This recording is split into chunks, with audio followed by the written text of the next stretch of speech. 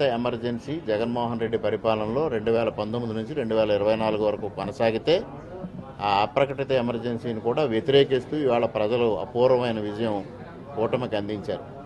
దీని ద్వారా తెలియవచ్చేది ఆనాడైనా ఈనాడైనా నియంత పరిపాలన ప్రజలు ఆమోదించరు అనేది స్పష్టంగా అర్థమవుతా ఉంది.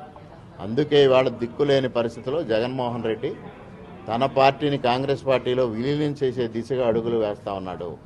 నిన్నటి రోజున బెంగళూరులో డీకే శివకుమార్తో భేటీ అయి వైఎస్ షర్మిల్ని కాంగ్రెస్ పార్టీ నుంచి బయటకు పంపిస్తే తన పార్టీ విలీనం చేయడానికి సంసిద్ధమని వ్యక్తం చేసే నిస్సహాయ స్థితికి జగన్మోహన్ రెడ్డి వెళ్ళిపోవడం జరిగింది.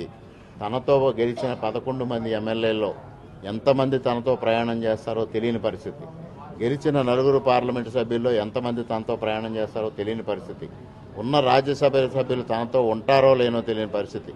ఇటువంటి పరిస్థితిలో దిక్కుతోచని పరిస్థితి. అంటే సాక్షాత్తు పులివెందులకు వెళ్తే కార్యకర్తలే తన ఇంటిపైన దాడి చేస్తే నిస్సహాయ స్థితిలో పడిపోయిన వైఎస్ జగన్మోహన్ రెడ్డి కడప జిల్లాలో ఓడిపోయిన అభ్యర్థులు కానీ గెలిచిన అభ్యర్థులు కానీ కనీసం పులివెందుల రాజప్రసాదం వైపు చూడని పరిస్థితి. ఇటువంటి పరిస్థితిలో దిక్కుతోచకి వాళ్ళ కాంగ్రెస్ పార్టీని ఆశ్రయించే దిశగా ముందుకెళ్తా ఉన్నారు. ఇటువంటి అరాచక శక్తులన్నీ మరలా కాంగ్రెస్ పార్టీ వైపు చేరి నరేంద్ర మోడీ గారి నాయకత్వంలో ప్రభుత్వాన్ని అస్థిరపరిచే ప్రయత్నాలు చేయడం జరుగుతుందని ఆశిస్తాం.